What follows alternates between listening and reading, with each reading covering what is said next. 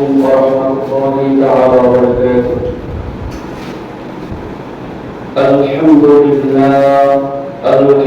لله رب العالمين، والعاقبة للمتقين، والصلاة والسلام على من كان نبيا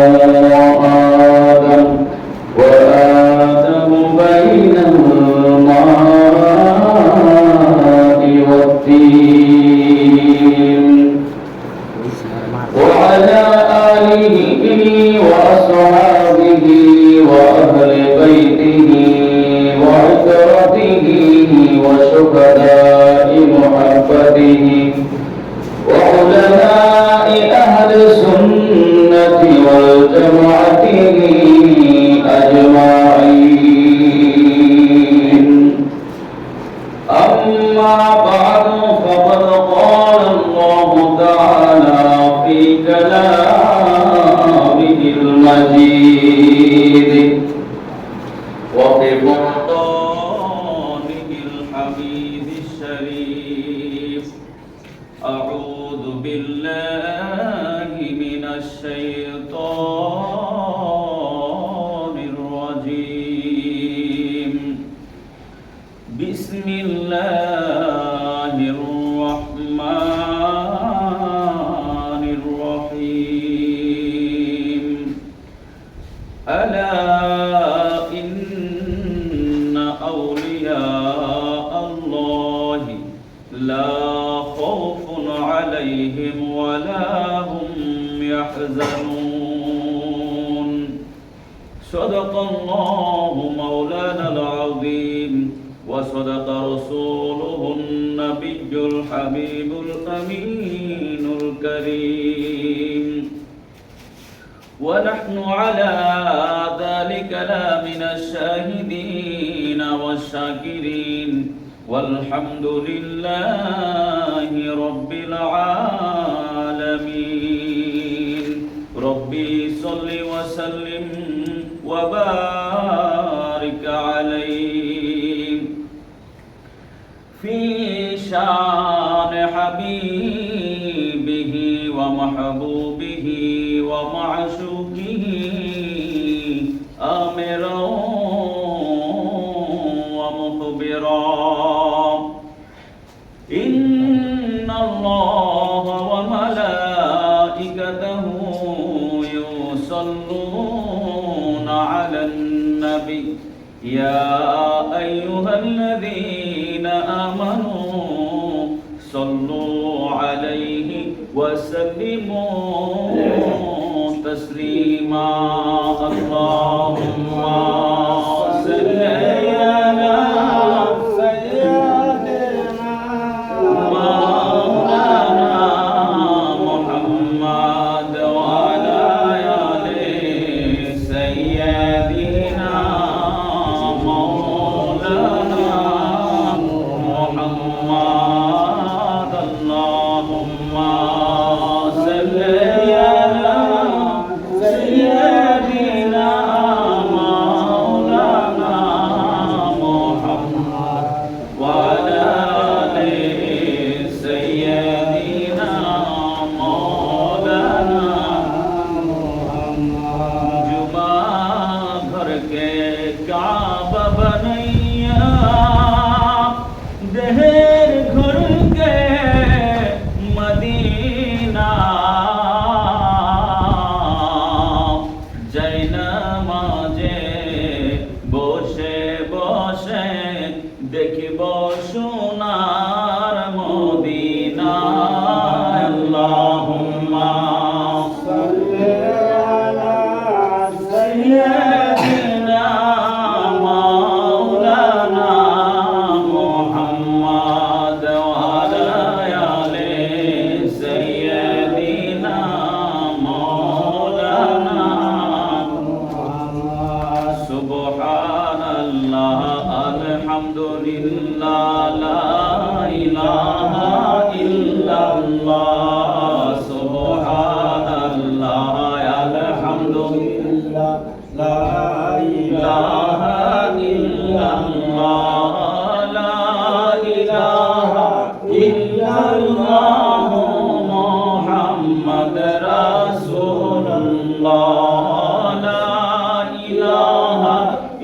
ইল্লাল্লাহু মুহাম্মাদ রাসূলুল্লাহ সুবহানাল্লাহ আলহামদুলিল্লাহ লা ইলাহা ইল্লাল্লাহ নবী আমার নূরের পুতুল জগৎ করলেন উজালা নবী আমার নূরের পুতুল জগৎ করলেন উজালা আইরে নূজ হাসরে করবেন তিনি উম্মতের ফয়সালা রোজ হাসরে করবেন তিনি উম্মতের ফয়সালা সুবহানাল্লাহ আলহামদুলিল্লাহ লা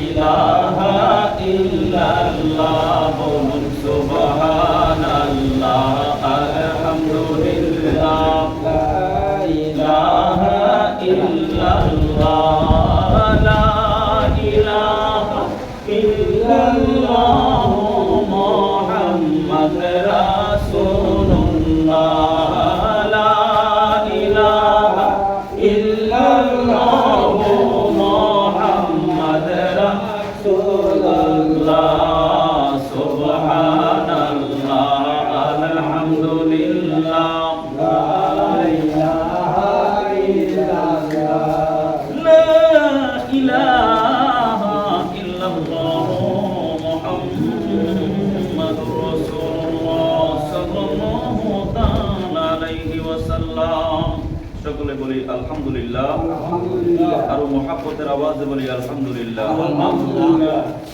মহান আল্লাহ পাক জাল্লা শানুহু আলিশান দরবারে পাকে লাখো কোটি শুকরিয়া অগণিত শুকর সুজুদ যিনি দয়া করে মায়া করে ভালোবেসে মহাব্বত করে যাচাই বাছাই করে দুনিয়ার সকল কর্ম ব্যস্ততা বন্ধ করে আল্লাহর ঘর মসজিদে জুমার সালাত আদায় করার আলোচনা শোনার আমাদের তৌফিক এনায়েত করেছেন এতে আমরা খুশি না বেজার খুশি অন্তরের অন্তঃস্থল থেকে প্রাণ উজাড় করে ওই মহান রবের দরবারে শুকর আদায় করব সকলে বলি আলহামদুলিল্লাহ আলহামদুলিল্লাহ আরো মুহাব্বতের আওয়াজে বলি আলহামদুলিল্লাহ আলহামদুলিল্লাহ সাথে সাথে লক্ষ কোটি দরুদ ও সালামের নজরানা পেশ করছি মক্কার মতি মদিনার জ্যোতি দুপুলের সাথী নিদান কালের কান্ডারি নবী মুহাম্মদুর রাসূলুল্লাহ সাল্লাল্লাহু তাআলা আলাইহি ওয়াসাল্লাম আর নূরানী কদমে পাকে সকলে বলি আল্লাহুম্মা আমিন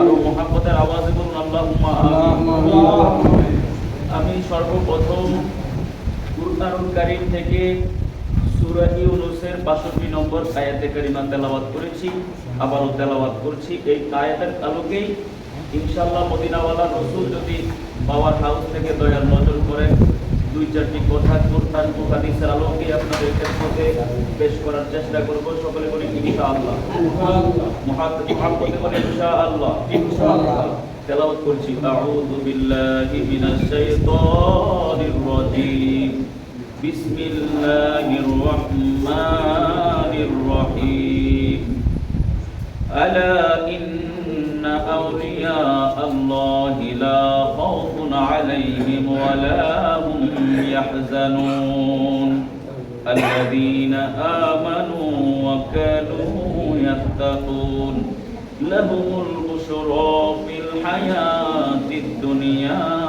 وفي الآخرة صدق الله مولانا العظيم وصدق رسوله النبي الحبيب الأمين الكريم চিৎকার মেরে বলি সুবহানাল্লাহ আমরা কুরআনুল কারীমের দিকে মনোনিবেশ করব কুরআনুল কারীমে আল্লাহ তাআলা আমাদেরকে প্রয়োজন অনুসারে বিভিন্ন প্রেক্ষাপটে বিভিন্ন পরিস্থিতিতে আল্লাহ তাআলা বান্দাদের জীবন লাঘব করার জন্য বান্দাদের জীবন সুন্দর করার জন্য আল্লাহ তাআলা প্রয়োজন অনুসারে আল্লাহ তাআলা ওহী নাযিল করেছেন কথা বলছি কিনা কুরআনুল কারীমে বান্দাদের সুন্দর ডিসিপ্লিনের মধ্যে আসার জন্য উঁচু নিচু ভেদাভেদ ভুলে গিয়ে এক কাতারে দাঁড়িয়ে আল্লাহর গোলাম পরিচয় দেওয়ার জন্য আল্লাহ পাক রব্বুল আলামিন আমাদের জন্য ওহী নাযিল করে দিলেন, আকিমুস সালাত। কথা বলছেন কিনা? তোমরা সালাত প্রতিষ্ঠা করো, নামাজ কায়েম করো, কারণ এই নামাজ এমন একটা নামাজ, এমন একটা ইবাদত, এমন একটা স্মরণ, এমন একটা বন্দেগী যেখানে উঁচু নিচু কোনো ভেদাভেদ নেই। যেখানে আসলে প্রধানমন্ত্রী আসলে যে জায়গায় দাঁড়াবে, একজন দিন মজুর আসলেও সেই জায়গায় দাঁড়ানোর অধিকার রাখে। হুকুম কার? আল্লাহ। আর মহাব্বতের আওয়াজে বলুন, হুকুম কার? আল্লাহ। আল্লাহ আল্লাহ তাআলা প্রয়োজন অনুসারে বান্দাদের বিভিন্ন পরিস্থিতিতে আল্লাহ তাআলা বান্দাদের জীবন, তাদের সুন্দর বন্দেগী উপহার দেওয়ার জন্য, জীবন বৃত্তান্ত উপহার দেওয়ার জন্য প্রয়োজন অনুসারে আল্লাহ তাআলা বিভিন্ন প্রেক্ষাপটে ওহী নাযিল করে দিয়ে আল্লাহ তাআলা বান্দাদেরকে অনেক কিছু জানিয়ে দিয়েছেন। কথা কোন ঠিক কিনা? তোমরা এইভাবে চলো, এইভাবে চলিও না, এই বিষয়গুলো তোমরা মানো, এই বিষয়গুলো তোমরা মানবে না, এই বিষয়গুলো তোমরা প্রকাশ করো, এই বিষয়গুলো তোমরা প্রকাশ করিও না। এইভাবে আমাদেরকে আল্লাহ তাআলা আদেশ, নির্দেশ, হুকুম, নিষেধ আমাদেরকে দিয়েছেন কি দেন নাই? আর মহাব্বতের আওয়াজ বলুন, দিয়েছেন কি দেন নাই? আসুন আমরা কোরআন কারীমের দিকে মনোনিবেশ করি। আল্লাহ পাক রব্বুল আলামিন কোরআন কারীমে নামাজের আদেশ দিয়েছেন, রোজার হুকুম দিয়েছেন, হজের হুকুম দিয়েছেন, যাকাতের হুকুম দিয়েছেন, মা বাবার সাথে উত্তম আচরণ করার হুকুম নির্দেশ আমাদেরকে দিয়েছেন। কথা কোন ঠিক কিনা? তেমনি ভাবে আল্লাহ তাআলা কোরআন কারীমে যখন আপনি আল্লাহ তাআলার একমাত্র ইসলামের যে পথ, সহজ সরল সঠিক পথ, যেই পথ আল্লাহ রসুলের পথ, যেই পথ আল্লাহর পথ, সেই পথে আপনি পরিচালিত হওয়ার জন্য আল্লাহ তাআলা আমাদেরকে কি করে দিলেন? একটা গাইডলাইন আমাদের জন্য তৈরি করে দিলেন, পূর্বেই তৈরি করে দিয়েছেন। শুধু আমরা ওই গাইডলাইনের উপরে থাকার জন্য, ইস্তেকামত থাকার জন্য আল্লাহ তাআলা আমাদেরকে বিভিন্নভাবে উৎসাহ প্রদান করেছেন। কথা কোন ঠিক কিনা?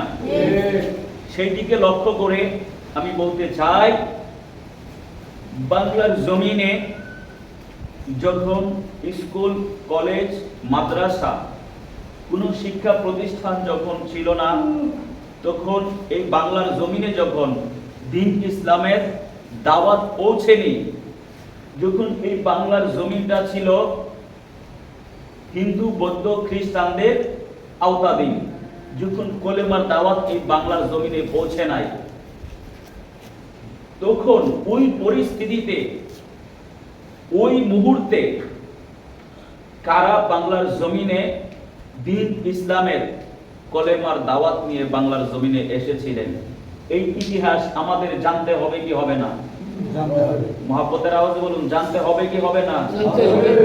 কারা আমাদেরকে দ্বীন ইসলাম শিখিয়েছেন, কলেমার দাওয়াত দিয়েছেন, দ্বীন ইসলামকে আমাদের মধ্যে প্রচার করে আজকে টুপি নবীর সুন্নত প্রতিষ্ঠা করেছেন, দাড়ি নবীর সুন্নত প্রতিষ্ঠা করেছেন, জুব্বা নবীর সুন্নত প্রতিষ্ঠা করেছেন। এইভাবে অসংখ্য সুন্নতের রাসূল, অসংখ্য দ্বীন ইসলামের আমল আখলাক আমাদের মধ্যে প্রতিষ্ঠিত করেছেন। যারা করেছেন তাদেরকে চিনার, মানার, জানার দরকার আছে কি নাই? আরো মহব্বতে বলুন, আছে কি নাই? তো কারা করেছেন? আমরা যদি দ্বীন ইসলামের পূর্বের ইতিহাস যদি আমরা কিতাবের মধ্যে দেখি, বাংলার জমিনে কোনো সাহাবায়ে কেরাম আসে নাই, ইতিহাসে প্রমাণও নাই। কোন নবী রাসূল বাংলার জমিনে ইসলামের দাওয়াত, কলেমার দাওয়াত নিয়ে বাংলার জমিনে আসে নাই, আসবেও না। ইসলামের কোনো ইতিহাসে তাদের প্রমাণও নেই। বাংলার জমিনে যারা দ্বীন ইসলামে কলেমার দাওয়াত নিয়ে যারা এসেছিলেন শত শত বছর পূর্বে, তারা হলেন আল্লাহর আউলিয়া। চিৎকার মেরে বলি সুবহানাল্লাহ। শাহজালাল, শাহপরান, 360 আউলিয়া যুগে যুগে এই বাংলার জমিনে বিভিন্ন অঞ্চলে বিভিন্ন স্থানে যেখানে কলেমার দাওয়াত একদম ফরজ হয়ে গিয়েছে, এমন নিকৃষ্টতম জায়গায় গিয়ে ওলি আল্লাহরা সেখানে বসতি স্থাপন করে দিন ইসলামের কলেমার দাওয়াতের প্রচার কার্য চালিয়েছেন। চিৎকার মেরে বলি সুবহানাল্লাহ। সুবহানাল্লাহ। এখন ওলি আল্লাহদের মানার আমাদের দরকার আছে কি নাই? আছে।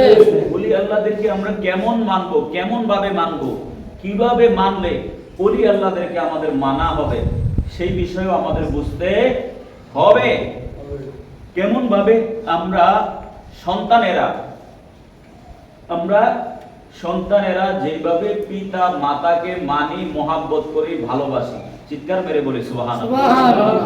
একটু খেয়াল করবেন, মনোযোগ দিবেন, বুঝে চলে আসবে। পিতা মাতাকে আমরা যেভাবে মহাব্বত করি, ভালোবাসি, ইজ্জত করি, তাদেরকে মানি, তেমনি ভাবে আমাদেরকে ওই পিতা মাতার মতো করে ওলি আউলিয়াদেরকে মহাব্বত করতে হবে, ভালোবাসতে হবে, তাদেরকে মানতে হবে, তাদের প্রতি সম্মান তাজিম আমাদের অন্তরে রাখতে হবে। চিৎকার মেরে বলি সুবহানাল্লাহ। কেন?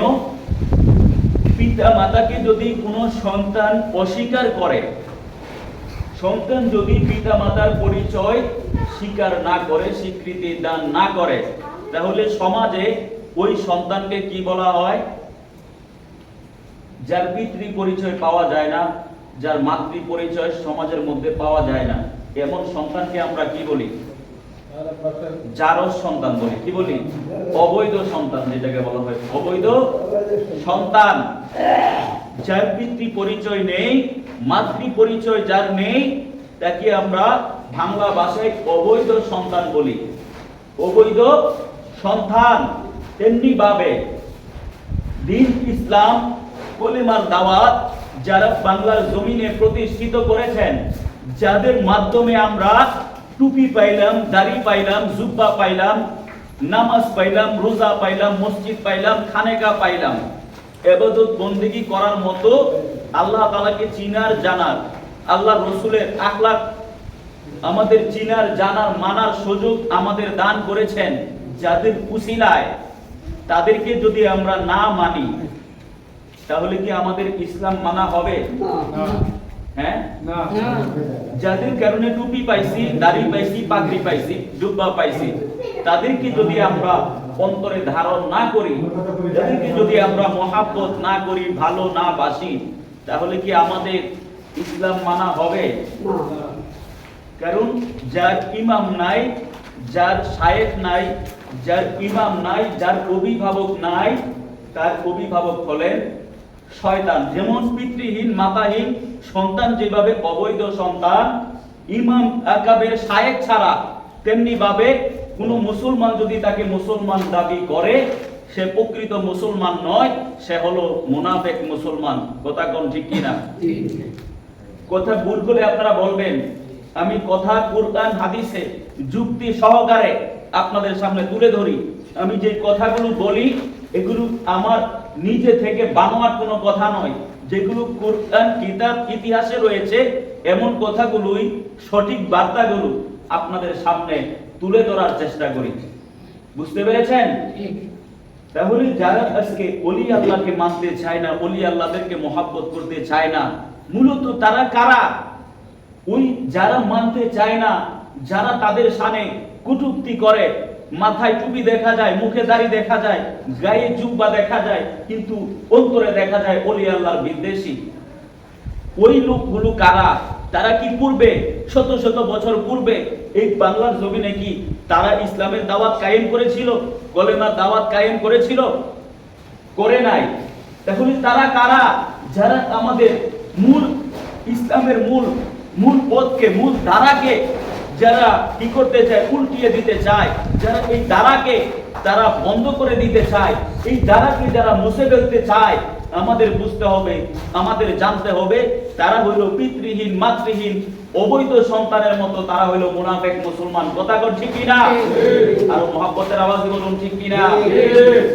সেই জন্য তাদের উদ্দেশ্যে বলবো, আল্লাহ তাআলা তাদেরকে লক্ষ্য করে কুরআন কারীমে সূরা বাকারার মধ্যে আল্লাহ তাআলা বলতে লাগলেন, বিসমিল্লাহির রহমানির রহিম, আফাতুমিনুনা বিবাদিল কিতাবি ওয়া তাকফুরুনা বিবাদ। অর্থাৎ হে বান্দা, হে নবীর উম্মতেরা, তোমরা কি কোরআনের কিছু অংশ মানো আর কিছু অংশ মানো না? এমন আর যদি তোমরা এমনই করে থাকো তাহলে তোমরা কুফরি করেছো, তোমরা আমি আল্লাহকে অস্বীকার করেছো, অস্বীকার করার কারণে তোমরা কাফির হয়ে গেছো।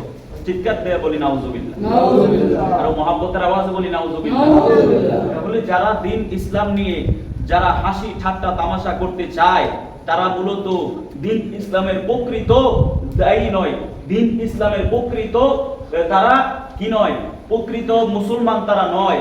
কারণ তাদের মাধ্যমে দ্বীন ইসলামের মধ্যে একটা হট্টগোল তৈরি হয়ে যাচ্ছে। কথা ঠিক কিনা? তাদেরকে বলবো, দেখেন আল্লাহ তাআলা কুরআনুল কারীমে সেই ওলি আল্লাহদের শান শওকত বয়ান করছেন।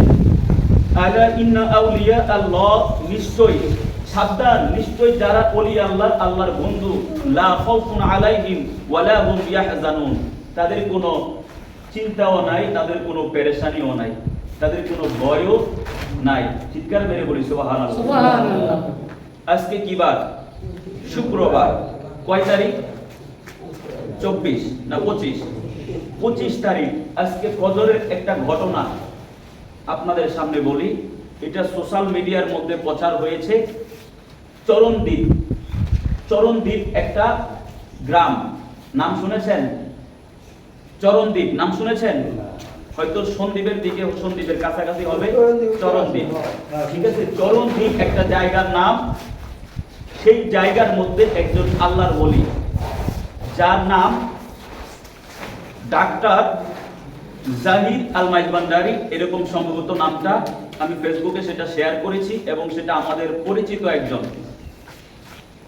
মাইজভান্ডার দরবার শরীফের একজন খলিফা, চরণদ্বীপ দরবার শরীফের যিনি প্রতিষ্ঠাতা এবং যিনি দরবারে পাক থেকে খেলাফত নিয়েছেন, খাইরুল বশর আল মাইজভান্ডারি, উনার পরে যিনি খেলাফতের স্থানে অধিষ্ঠিত হয়েছেন ডাক্তার জাহির আল মাইজভান্ডারি, তিনাকে আজ থেকে 9 মাস 13 দিন পূর্বে তিনি ইন্তেকাল করেছেন। বুঝতে পেরেছেন? 3 মাস 9 দিন পূর্বে ইন্তেকাল করেছেন। 9 মাস 13 দিন পূর্বে তিনি ইন্তেকাল করেছেন। কিন্তু 3 মাস পরে, যখন 3 মাস গত হলো, তখন ওই আল্লাহর ওলি ডাক্তার জাহির আল মাইজভান্ডারি তিনি তিনার এক সন্তানকে স্বপ্নে দেখালেন যে আমাকে যেখানে তোমরা দাফন করেছো, শায়িত করেছো, এই জায়গার মধ্যে পানি উঠে গেছে, আমি ইবাদত বন্দেগী করতে কষ্ট হয়, তোমরা আমার কবরটা খুঁড়ে আমাকে একটু উপরে উঠিয়ে দাও। চিৎকার মেরে বলি সুবহানাল্লাহ। প্রথম সন্তান স্বপ্নে দেখলো, কিন্তু সে বুঝতে পারলো না যে কি বুঝাইতে চাইলো, কি সত্যি আমাকে সেটা নির্দেশ দিচ্ছেন নাকি শয়তানে ধোঁকা দিচ্ছেন। তিনি একটু দ্বিধাদ্বন্দ্বের মধ্যে পড়ে গেলেন। তারপর তার আরেক ছেলেকে এইভাবে স্বপ্নে দেখালেন যে আমি পানির মধ্যে পড়ে আছি, পানির মধ্যে আমি হাবুডুবু খাচ্ছি, আমি কি ইবাদত বন্দেগী করতে আমার কষ্ট হচ্ছে, তোমরা আমার রওজাটা খুঁড়ে তোমরা আমার রওজাটা একটু উপরে উঠিয়ে দাও। এইভাবে 3 জন পুত্র সন্তানকে স্বপ্নে দেখালেন। দেখানোর পর 3 জনের মত যখন একই রকম হওয়ার পর তারা আজকে এই জুমাবার এই ফজরে, তারা ফজরের পূর্বেই ওই ডাক্তার জাহির আল মাইজভান্ডারি আল্লাহর ওলির মাজার শরীফ খুঁড়তে লাগলেন। খুঁড়ে দেখেন ভিতরে পানিতে ভরপুর, কমপক্ষে 2 হাত পানি হবে কবরের ভিতরে। বুঝতে পেরেছেন? কবরের ভিতরে 2 হাত পানি হয়ে গেছে, পানিতে ভরপুর। ওই আল্লাহর ওলিকে সেখান থেকে লাশ মোবারক বের করে একটা খাটের মধ্যে রাখলেন, কাদায় ভরপুর লাশের মধ্যে, কিন্তু দেহের কোনো ক্ষয়ক্ষতি হয় নাই। 9 মাস আগে যেভাবে দাফন করেছেন, যেভাবে দেহ মোবারক সেখানে দাফন করেছেন, 9 মাস 13 দিন পরে দেখতেছেন অনুরূপ তেমনি ভাবে সেই দেহ মোবারক অক্ষত রয়েছে। চিৎকার মেরে বলি সুবহানাল্লাহ। তারপর তিনারা সেই দেহ মোবারককে আবার ধুয়ে ধৌত করে নতুন কাফন দিয়ে আবার ওই মাজার শরীফকে উঁচু দিয়ে সেখানে আবার ওই আল্লাহর ওলিকে শুয়ে দাফন করিয়ে দিলেন। চিৎকার মেরে বলি সুবহানাল্লাহ। তাহলে যুগে যুগে আল্লাহর ওলিরা দ্বীন ইসলামের দাওয়াত নিয়ে, কলেমার দাওয়াত নিয়ে আমাদের বাংলার জমিনে প্রত্যন্ত অঞ্চলে এসেছেন, কিয়ামত পর্যন্ত আসতে থাকবেন। কথা কোন ঠিক কিনা? ওলি আল্লাহর যারা বিরোধিতা করবে, আল্লাহ তাআলা নিজেই বলেন হাদিসে কুদসির মধ্যে, মান আদালি ওয়ালিয়ান ফাকাদ আযানতুহু বিল হারবে, আমি আল্লাহ ওই ব্যক্তির সাথে যুদ্ধ ঘোষণা করি। যারা বর্তমানে মাজারকে নিয়ে, ওলি আল্লাহদেরকে নিয়ে যারা মাজার ভাঙে, যারা ওলি আল্লাহর শানে কটূক্তি করে, তারা প্রকৃত মুসলমান নয়, তারা হলো মুনাফিক মুসলমান, তারা হলো লেবাসী মুসলমান। কথা কোন ঠিক কিনা? তাদের বিচার আল্লাহর দরবারে এই দুনিয়ার জমিনে ইনশাআল্লাহ আপনারা দেখবেন। যারা হক্কানি রব্বানি ওলি আল্লাহর বিরোধিতা করে, তাদের শাস্তি, তাদের সাজা দুনিয়ার জমিনে হবে, এটা আল্লাহর ওয়াদা। কারণ আল্লাহ ওলি আল্লাহর শান বলার শুরুতেই আল্লাহ বলেছেন, সাবধান, ওলি আল্লাহর সাথে কথা বলতে সাবধান, ওলি আল্লাহর সাথে তোমরা ওলি আল্লাহর শানে কটূক্তি করতে সাবধান, ওলি আল্লাহর ব্যাপারে ধারণা করতে সাবধান, ওলি আল্লাহর মাজারে গেলে সাবধান, আতবের পর খেলাপ করা যাবে না। এই জন্য সাবধানতা অবলম্বন করার জন্য আল্লাহ তাআলা নিজেই হুকুম দিয়েছেন। আল্লাহ তাআলা আমাদেরকে যেন আল্লাহর ওলিদের শান আজমত বুঝার এবং মানার, তাদের পথে থাকার, তাদের সাথে আমাদের সম্পর্ক রেখে রসুল পর্যন্ত আমাদের সম্পর্ক তৈরি করার, রসুল থেকে আল্লাহ পর্যন্ত সম্পর্ক তৈরি করার আল্লাহ তাআলা আমাদেরকে তৌফিক দান করুক। সকলে বলুন আমিন। ওয়া মা আলাইনা ইল্লাল বালাগ। আসসালামু আলাইকুম ওয়া রাহমাতুল্লাহি তাআলা ওয়া বারাকাতুহু। এখানে আমার সংক্ষিপ্ত আলোচনা ইতি টানলাম। সকলে ভালো থাকবেন, সুস্থ থাকবেন। যারা কবুলাল জুমা আদায় করে নাই, 4 রাকাত কবুলাল জুমা আদায় করে নেই।